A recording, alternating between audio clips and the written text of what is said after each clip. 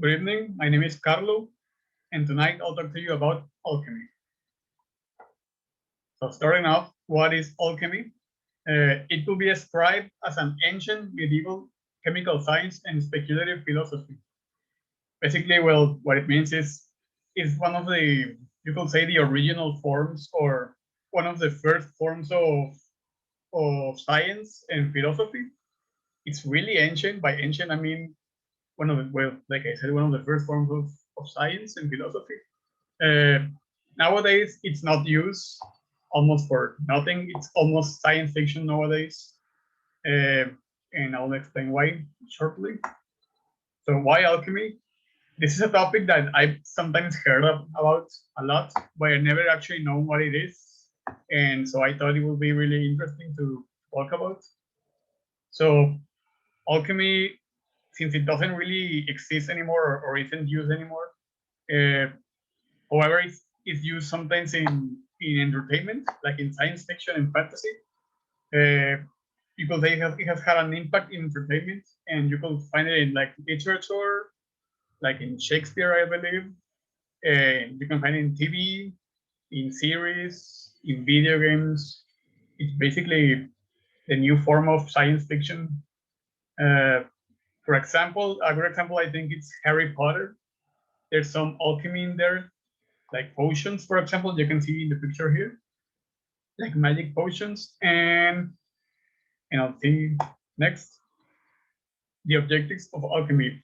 This type of science or philosophy have basically three main objectives.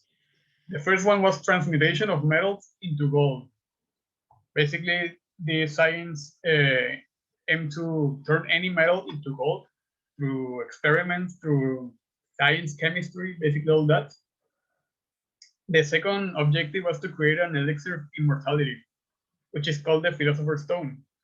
Here you can see the Harry Potter connection from the first movie, The Philosopher's Stone. Basically, this science, this alchemy, wanted to find had an objective of finding this mysterious stone that could grant you immortality, make you immortal. And finally, one of the objectives of alchemy was to discover a universal cure for disease, basically a cure for any disease on the world. Of course, none of this ever happened. It ended up as fiction, but it's really interesting to see what the early science and early philosophy of the ancient history could be said, uh, what they wanted to achieve. And finally, where was it practiced? It's not completely sure. There's only like archives and like old scripts you can find on the internet of where was it practiced, but it's mainly on Europe, in Africa, in China, and the rest of Asia.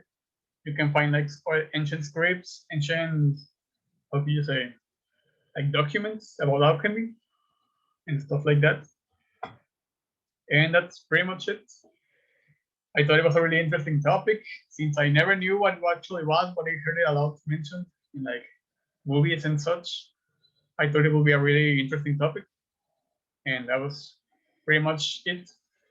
Thank you for watching.